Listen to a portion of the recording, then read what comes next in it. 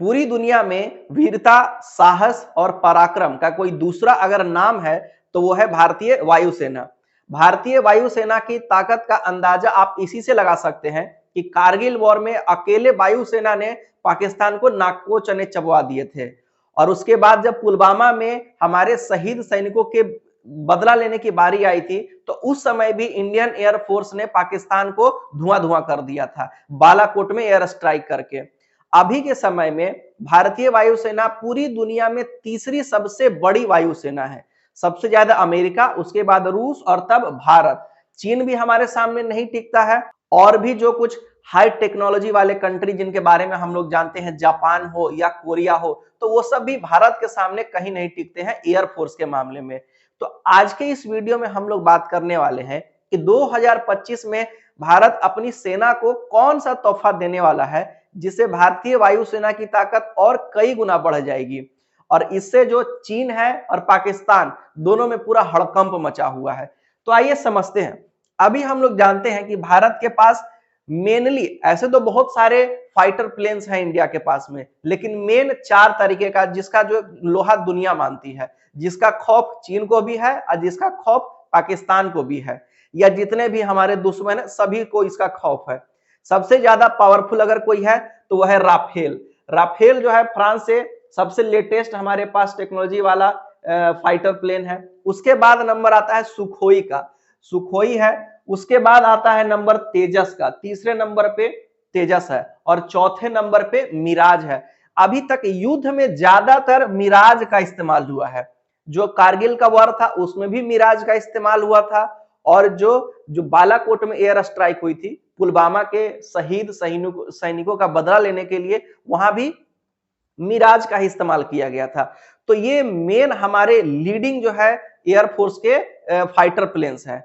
लेकिन अगर हम लोग बात करें लेटेस्ट जनरेशन की, तो भारत के पास अभी कोई भी 5th जनरेशन का फाइटर प्लेन नहीं है।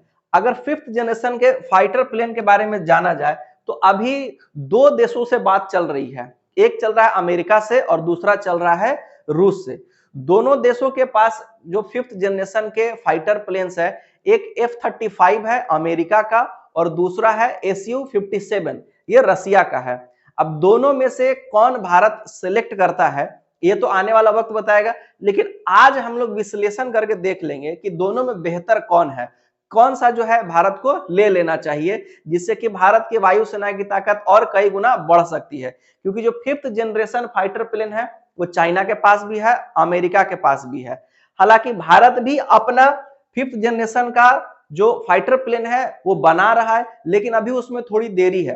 तो इसलिए जो है भारत के लिए बहुत जरूरी हो गया है कि अपने जो भी वायुसेना है उसको ये 5th जनरेशन का फाइटर प्लेन दे दे। अगर कहीं वॉर की स्थिति बनती है तो वैसे में वायुसेना पीछे ना रह जाए। हालांकि हमारी वायुसेना पीछे रहने वाली नहीं है। हम लोग पहले भी बहुत बार देख चुके हैं कि हमारा जो सबसे लो कैटेगरी का फाइटर प्लेन था MiG-21, उसे अभिनंदन बाबू जो है पाकिस्तान का सबसे हाई कैटेगरी वाला F-16 जहाज उड़ा दिए थे। तो ये सब हम लोग के लिए कोई नई बात नहीं है, लेकिन फिर भी अपने आप को जितना मजबूत किया जाए उतना बढ़िया है।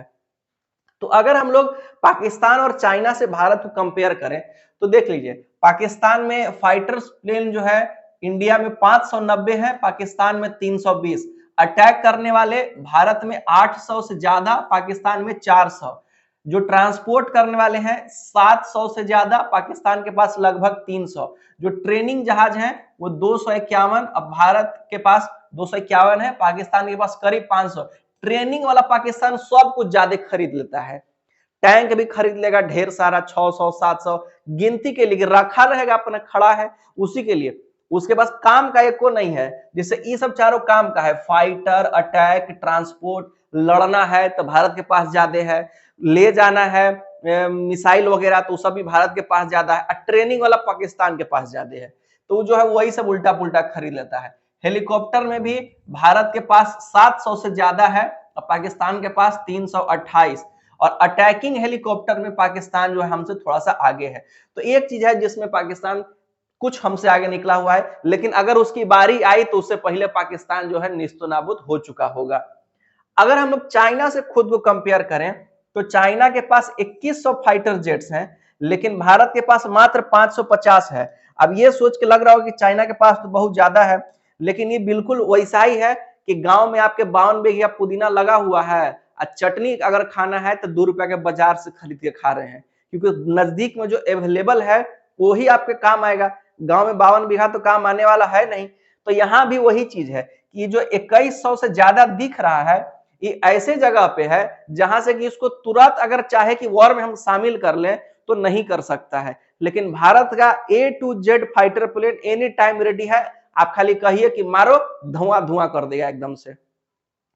फिर अगर देखें तो most Chinese air bases facing India are at high altitude severely restricting weapon and fuel carrying capacity of fighter. जो चाइना है वो नंबर में ज्यादा है, लेकिन उसका ज्योग्राफी इतना खराब है हम लोग के कंपैरिजन में कि वो एयर टू एयर वाले लड़ाई में हम लोग से नहीं जीत सकता है। भले मिलिट्री वगैरह का नंबर उसका ज्यादा है, थोड़ा बजट ज्यादा खर्च करता है, तो वहां भी कुछ 19-20 हो सकता है, लेकिन एयर फाइट जो है अगर हो जाए तो भारत का मुकाबला चीन और पाकिस्तान तो नहीं कर सकता। कि पाकिस्तान तो खैर कुछ में नहीं कर सकता, पाकिस्तान का बात ही नहीं करेंगे। चीन थोड़ा बड़ा देश है तो अपना तुलना थोड़ा बड़े लोगों से करना चाहिए। तो चीन जो है एयर की लड़ाई में जो है चीन कहीं नहीं टिकता है।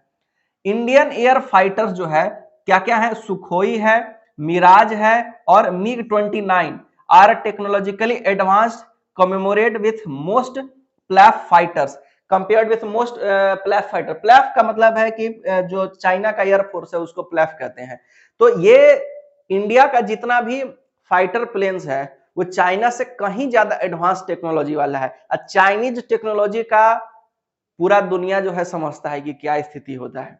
जो चाइना का टेक्नोलॉजी है वो क्या है, दुनिया से छुपा हुआ नहीं है, सस्ता सामान वाला सब। However China's missile and air defence system are superior to Indian air force. China का डिफेंस सिस्टम थोड़ा भारत से मजबूत है, लेकिन भारत भी नया डिफेंस सिस्टम खरीद रहा है रूस से। 6000 किलोमीटर के दूर से ही अगर कोई आ रहा होगा तो उसको कैच कर लेगा भारत का रडार। अब सोच रही है कि 6000 किलोमीटर यानी कि चीन पाकिस्तान अगर कुछ भी फेंकेगा तो पहले ही पता चला कि हाँ आ रहा है, मारो जी। इधर से जो है सारा एंटी टैंक मिसाइल भारत के पास भी है ही, धुआं धुआं कर देगा। एंटी टैंक मिसाइल में भी भारत बहुत ऊपर है पूरी दुनिया में, तीसरे चौथे स्थान पे आता है, तो कहीं टिकने वाला नहीं है। अब अगर हम लोग कंपेयर करें कि इन दोनों में से कौन सा जहाज बेहतर है, जो F-35 है अमेरिका का और जो S-57 है रूस का, इन दोनों में बात खरीदने की बात चल रही है, तो दोनों में कौन बेहतर है एक बार छोटा सा हम लोग कंपैरिजन देख लेते हैं। दोनों 5th जनरेशन का जहाज है, भारत के पास एक भी 5th जनरेशन वाला फाइटर जेट नहीं है। दोनों में एक आदमी बिठा सकते हैं, लेकिन जो सुखोई है S-57 है रसिया वाला, इसका खास बात यह है कि इसको जो अपग्रेड करके 2 क्रू का भारत खुद बना सकता है। इसका खासियत यही है। अभी दोनों में एक एक आदमी बैठेगा, लेकिन सुखोई में जो S-57 है उसको भारत एक आदमी से अपग्रेड करके 2 आदमी का बना सकता है। अगर जो रेंज बात करें, स्पीड का बात करें, मैक्सिमम स्पीड, तो जो Su-57 है उसका 2600 किलोमीटर तक का स्पीड है और इसका 1900, तो इसमें भी यही आगे है। अगर टाइमिंग का बात करें, कितने देर तक ये हवा में रह सकता है या लड़ाई कर सकता है, तो करीब करीब 6 घंटा और इसका करीब 2.5 घंटा, तो इसमें भी ये आगे है। 5500 किलोमीटर का इसका रेंज है, इसे माइलेज कह लीजिए कि 5500 किलोमीटर तक ये जाएगा लड़ाई करने के लिए, और इसका 1600 से 2200 है।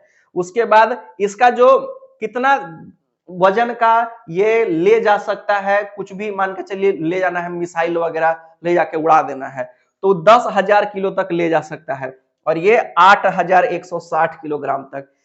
कितना वजन लेके उड़ सकता है, तो 35,480 किलोग्राम, और ये 31,751, इसमें भी यही आगे है। और इसका फ्यूल कैपेसिटी कितना है, 11,100, इसका फ्यूल कैपेसिटी है 13,000 से 9,000, इसमें थोड़ा सा गड़बड़ हो गया, 9,000 के आसपास है इसका फ्यूल कैपेसिटी। तो हर चीज में ये आगे है। तो अब सवाल है कि जब सब चीज में ये आगे है तो सोचना क्या है, सोचना है टेक्नोलॉजी के बारे में। अमेरिका थोड़ा टेक्नोलॉजी में सबसे आगे रहता है, तो टेक्नोलॉजी जो है थोड़ा सा अमेरिका वाले का बेहतर है। नहीं तो सस्ता भी यही पड़ रहा है, ये महंगा है। ये बात वही है कि पूमा का जूता आता है 10,000 में, पहनने में मजेदार है, बाकी काम वही करेगा जो आपका 1100 का जूता करता है या 500 का जूता करता है, रहेगा वो गोड़े में। दूसरा कोई उसका अलग से फायदा होने वाला नहीं है। तो अब जो है आने वाला वक्त बताएगा कि भारत का जो रक्षा मंत्रालय है, जो डिफेंस सिस्टम को मजबूत करने के लिए कौन सा फाइटर जेट अपने वायुसेना को देता है।